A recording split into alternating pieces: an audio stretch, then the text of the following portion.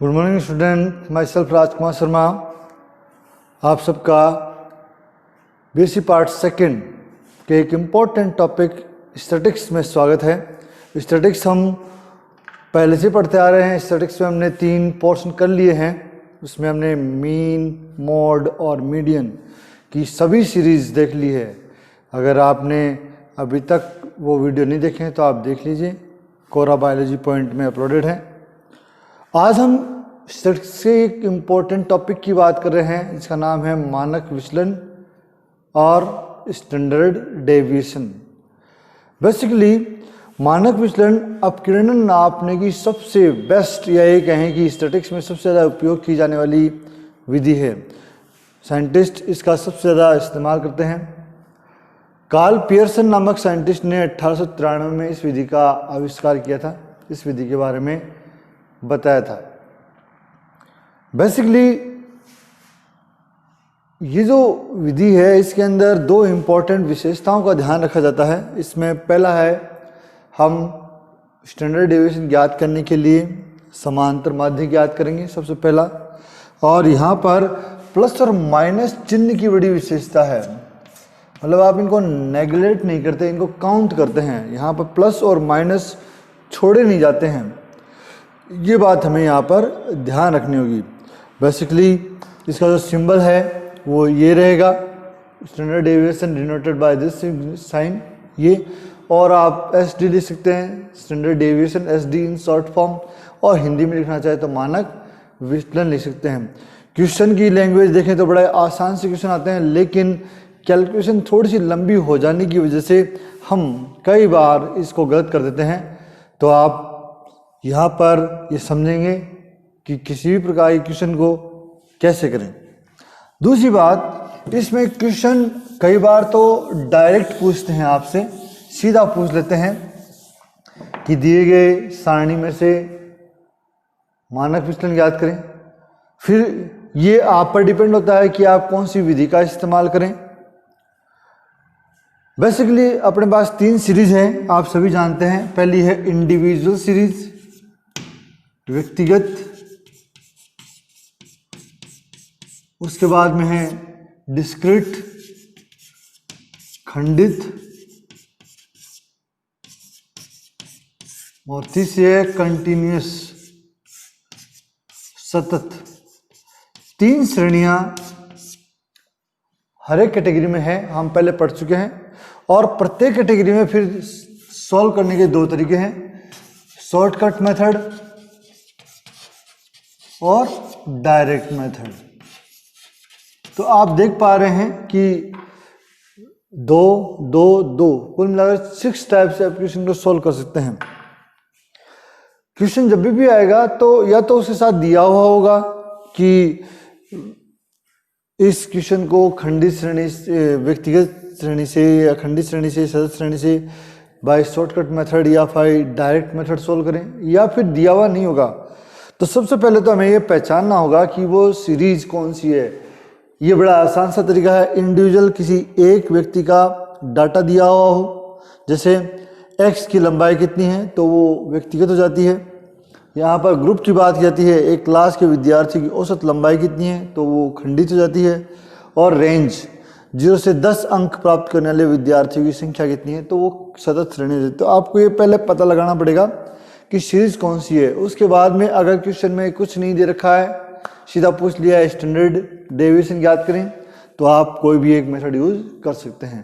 तो इसी कैटेगरी में हम पहली जो सीरीज ले रहे हैं वो ले रहे हैं व्यक्तिगत श्रेणी से हम सॉल्व करेंगे। उसमें भी पहली शॉर्टकट मेथड यूज करेंगे। तो individual series by shortcut method,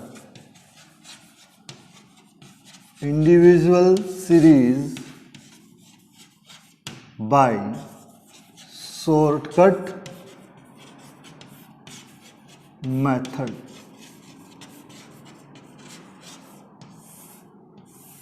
ये अपना पहला है, फर्स्ट क्वेश्चन कैटेगरी। आज इस वीडियो में हम इसको अच्छे से समझेंगे। व्यक्तिगत श्रेणी में हम 2 विधियों का प्रयोग कर रहे हैं, आपके सामने है डायरेक्ट और शॉर्टकट। पहले हम यहाँ पर डायरेक्ट ले लेते हैं क्योंकि अपने जो सिलेबस इसमें डायरेक्ट मेथड दे रखी है, डायरेक्ट मेथड का क्वेश्चन है। तो पहले तो हम क्वेश्चन देखते हैं, क्वेश्चन क्या दे रखा है। क्वेश्चन दे रखा है कि 10 विद्यार्थियों के निम्नांकित भार के जो आंकड़े हैं उनसे मानक विचलन ज्ञात करें। 10 स्टूडेंट्स हैं, उनके आंकड़े दिए गए हैं, डाटा दिए गए हैं, तो इंडिविजुअल हो गए। 10 स्टूडेंट की बात करें तो 10 अलग अलग स्टूडेंट की बात होगी, तो उसमें आंकड़े दिए गए हैं 41, 44, 45, उसके बाद में 49, 50, 53,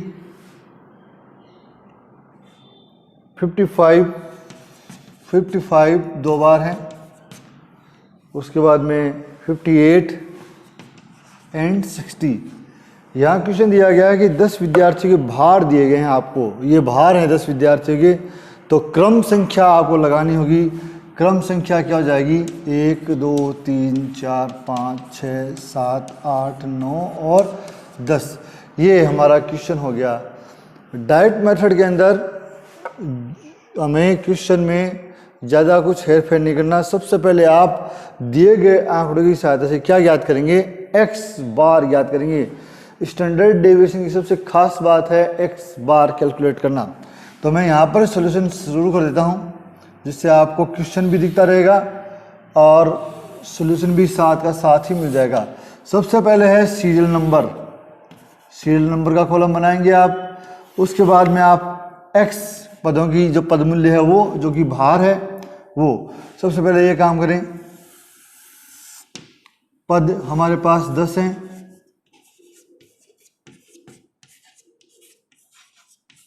ये 10 पद। उसके बाद में हम प्रत्येक पद को लिख सकते हैं 41, 44, 45, 49, 50, 53, 55,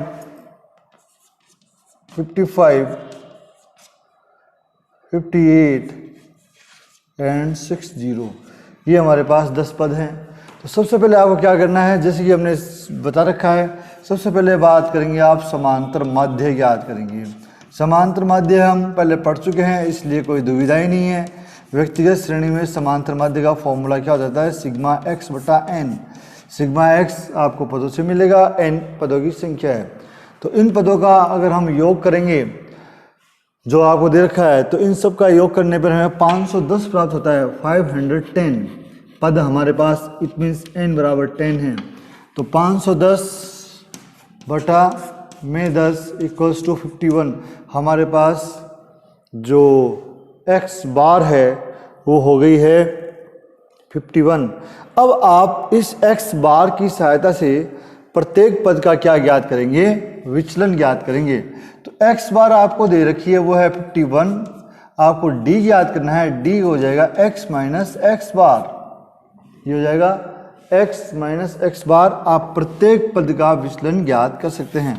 तो पहले हम लिख लेते हैं 41, 44, 45, 49, 50, 53, 55, 55, 58, 60, 60 एंड माइनस सब में से आपको क्या निकाल देना है, 51 कम कर देना है।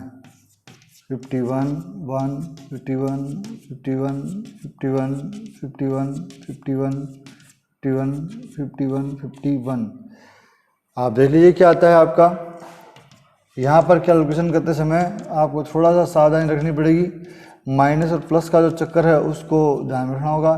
ये -10 हो गया, ये -7 हो गया, ये -6 हो गया, ये -2 हो गया, ये -1, ये +2, ये +4, ये +4, ये +7 और ये +9। ये आपके पद हैं 10, 7, 6, 2, 1, 2, 4, 4, 7 और 9, ये आपके पद हैं। अब हमें क्या करना है, डी स्क्वायर करना है। तो इसका ना d इंटू डी करना है आपको, तो उससे आपको क्या प्राप्त हो जाएगा, डी स्क्वायर। जब डी स्क्वायर आप करोगे तो आपको यहाँ पर चिन्हों का ध्यान रखने की कोई खास जरूरत नहीं है, क्योंकि वो आपस में माइनस माइनस मिलता है तो प्लस हो जाता है। तो ये हो जाएगा आपके 100, 49, 36, 4, 1, 4, 16, 16, 49, 81 ये हो जाएगा हमारे सभी पदों का डी स्क्वायर। अब फाइनली हमें यूज़ करना है फॉर्मूला।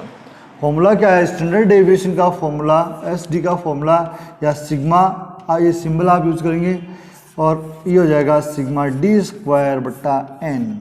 सिग्मा डी स्क्वायर आपको यहाँ से मिलना है, इन पदों का योग, एन आपको पदों की संख्या वो आपको मिली हुई है।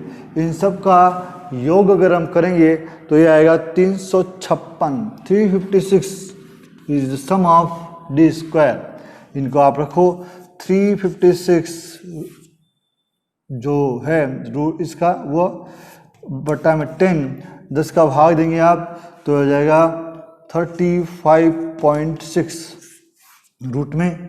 ये लगभग नियरली किसके पास में? 36 के पास में, 35.6, 36 के बिल्कुल पास में। 36 का जो कैलकुलेशन होता है वो होती है 6, तो आप इसी कैलकुलेशन करेंगे तो इसका एवरेज मतलब आइडिया भी आप लगा सकते हैं कि ये होगा 5.97 आंसर।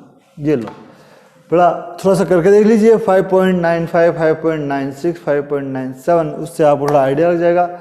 ये है औसत यानी इनका स्टैंडर्ड डेविएशन जो क्वेश्चन दिया गया उसके बेस पर कि हमें क्वेश्चन दिया गया था समकोण की सहायता से मानक विचलन का निर्धारण करें, तो हमने ये निर्धारण किया है।